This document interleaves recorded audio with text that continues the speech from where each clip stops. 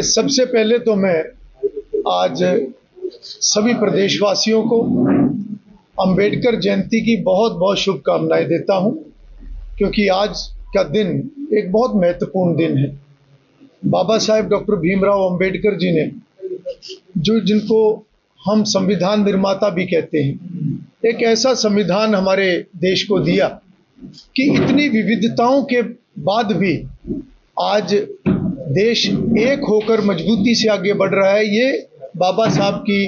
जो दिया हुआ उनका संविधान है, ये उसकी खूबसूरती और ताकत है। आज बाबा साहेब के जयंती के अवसर पर आज बहुत बड़ी परियोजनाएं भी हरियाणा प्रदेश को मिली हैं, चाहे उसमें हिसार के हवाई अड्डे की बात है, आज वहाँ से फ्लाइट शुरू हुई है, चाहे उसमें थर्मल पावर प्लांट का शिलान्यास होना और इस प्रकार के अन्य प्रोजेक्ट। आज करनाल की अनाज मंडी के अंदर, क्योंकि जो हमारा फसल का सीज़न चला हुआ है और व्यवस्थाओं को देखने के लिए किसी प्रकार की कोई दिक्कत किसान भाइयों को ना हो, किसी प्रकार की दिक्कत आड़ती भाइयों को ना हो, सभी मिलकर एक सामूहिक एक लक्ष्य है कि किसान को किसी प्रकार की दिक्कत ना हो, उनका एक एक दाना खरीदा जाए, व्यवस्था के नाते सभी चीज़ें सुचारू हों, ये हमारा हमें हमेशा प्रयास रहता है। उस नाते से आज करनाल अनाज मंडी के अंदर मेरा आना हुआ है और मैं कुछ किसान भाइयों से भी चर्चा करूंगा और आड़ती भाइयों की भी अगर किसी प्रकार का कोई विषय होगा तो उसकी भी चर्चा करूंगा। सर, बड़ी सौगात मिली है हरियाणा को, एयरपोर्ट मिला है, इसके अलावा जो थर्मल पावर प्लांट मिला, क्या देखते हैं कि हरियाणा जिस गति से आगे बढ़ रहा था उससे इसमें क्या फायदा मिलेगा? देखिए, हरियाणा प्रदेश निरंतर विकास की राह पर अग्रसर है। पिछले वर्षों में हमने देखा है कि जिस प्रकार से एक समान विकास, न केवल मैं हरियाणा प्रदेश की बात करूं बल्कि हमारा देश भी बहुत मजबूती से आज विकास के पथ पर अग्रसर है और लगातार जब भी प्रधानमंत्री जी आते हैं तो कोई ना कोई सौगात हरियाणा प्रदेश को मिलती है। आज अगर मैं थर्मल पावर प्लांट की बात करूं तो निश्चित रूप से उद्योग को बढ़ावा देने के लिए, कृषि के लिए, हर विषय में आज बिजली का उत्पादन ज़्यादा हो और जितना वो सुचारू होगा उतना ही हर क्षेत्र में लाभ होगा। हमें इस बात की खुशी है कि पिछले वर्षों में लगातार जिस प्रकार से बिजली के क्षेत्र में सुधार हुआ है, अन्य व्यवस्थाओं के साथ साथ आज 24 घंटे बिजली प्रदेश के लोगों को उपलब्ध है, तो कहीं ना कहीं ये तरक्की के राह को और आसान ये करती है। और ख़ास तौर पर अगर मैं बात करूं इंडस्ट्री की पहली ज़रूरत जो है वो बिजली है। इसी प्रकार से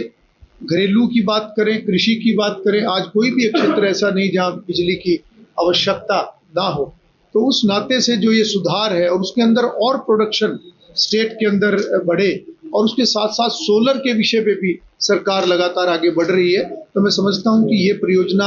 आज बहुत ही महत्वपूर्ण है। इसी प्रकार से जो एक हिसार के अंदर जो हवाई अड्डे की सौगात, जो आज से जो उड़ान वहाँ से शुरू हुई है, ये भी निश्चित रूप से हमारे हरियाणा प्रदेश को बहुत आगे बढ़ाने वाला एक प्रोजेक्ट रहेगा, क्योंकि इसमें न केवल हरियाणा का वो भाग बल्कि पंजाब और राजस्थान के भी काफ़ी हिस्सा ऐसा होगा जो हिसार एयरपोर्ट को इस्तेमाल करेगा और आने वाले समय में वो एक हब बनेगा, वहाँ पर भी इन्वेस्टमेंट बढ़ेगी। तो मैं समझता हूँ कि ये सभी कार्य लगातार हरियाणा की प्रगति में अपना योगदान देंगे और आज का माननीय प्रधानमंत्री जी का जो ये हरियाणा का प्रवास है वो निश्चित रूप से महत्वपूर्ण है। सर, किसानों को नुकसान हुआ है, जो बारिश और जो तूफान आया है हरियाणा में, उसको लेकर कोई बात हुई आपके किसानों? देखिए, ये विषय लगातार सरकार गंभीर इसके अंदर है और मैं भी जनप्रतिनिधि के नाते भी, और जब भी लोगों से हमारा संपर्क रहता है, कोई भी ऐसा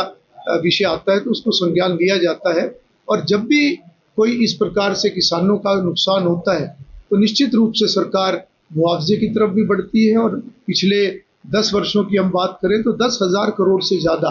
की राशि मुआवजे के तौर पर किसान भाइयों को सरकार ने दी है और ये कहीं ना कहीं एक गंभीरता सरकार की भी दर्शाती है और ये एक जिम्मेवारी भी सरकार की होती है तो हर चीज़ का जो है वो संज्ञान लिया गया। कई मंडियों का आपने दौरा किया है, क्या कुछ स्थिति है फिलहाल तक इस बार कि किसान की फसल को लेकर क्या जो प्रबंध किए गए थे, कहाँ तक मुकम्मल और कहाँ तक सस्ता नजर आए?